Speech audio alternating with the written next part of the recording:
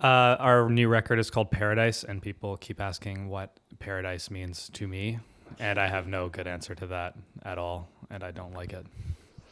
Yeah, I agree with that one, and I also am sick of the question about what the Vancouver music scene is like, because, I mean, whatever, and I also don't live there anymore, and I'm sick of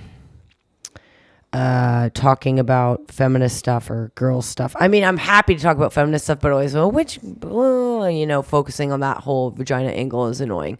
But it's par for the course, and it's the nature of the beast, so that's okay. Kenny did a good interview recently where they asked him like his favorite recipe and stupid, funny questions like that. But that was actually great because you were really funny.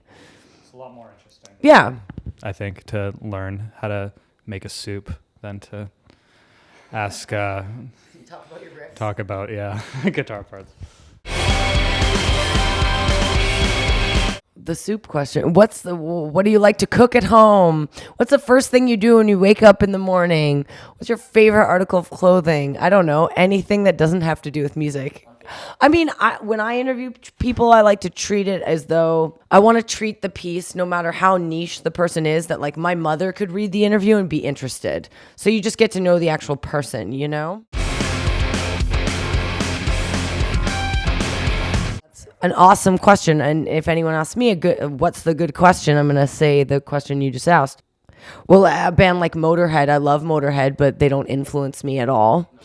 A band like Guns N' Roses, Scorpions, any of that kind of cock rocky, like that doesn't influence me, but I love it. As well as a lot of really I love old country music. And I mean, some of it, the storytelling aspect, I guess, influences me, but it's so far from the genre that I do that I don't feel I love it, but it doesn't affect my work in that way.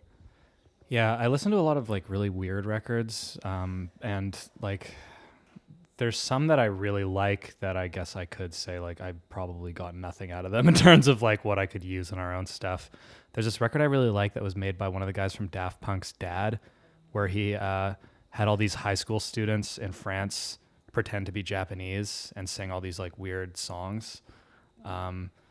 And I really like that record. It's really like there's nothing else that exists like it, but I can't say that it has impacted me personally or the way I write music in any way, just because it's so weird, which is cool. Yeah, I would say my number one would be John Frusciante, who played briefly or for years in the Red Hot Chili Peppers, but he did all these solo records that are really, those first three ones are so great, and I love them, and I'm obsessed with them. I know every note, but in no way have they influenced me, but I love them. Oh, I know who I hate. I hate Kanye West. I think he's an idiot. I don't understand how he's been elevated to this genius status. Everything he says to me is stupid. He drives me bananas. Maybe if I sat down with the guy, he could convince me, but I don't like his work. I don't like him. I think he is borderline retarded, and yeah, that's how I feel. It's a divisive issue in this band. I feel the exact opposite way. And I actually like that he's a bit of a dick. I think that like, especially like people expect everyone to be so humble all the time. And I think it's really boring to people who's like, oh, there's nothing really special about me. It's kind of refreshing. I think that he just goes out there and he's like, I'm really smart. I made the best records ever. And I think he changed popular music in a way that like no one has come even close to influencing. Like there'd be no Drake. It doesn't matter. What's smart?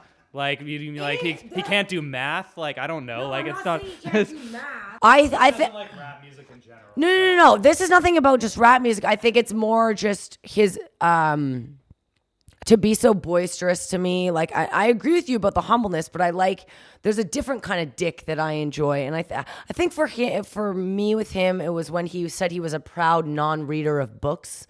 That I just kind of was like, are you really? Come on. That's obviously, I don't know. And he's married to a Kardashian. Give me a break. I don't like him. I think he's annoying. I watched him on Ellen and I was like, just rambling on about Payless shoes and stupid. Disagree. Whatever. You think I get the comedy. I just don't like it.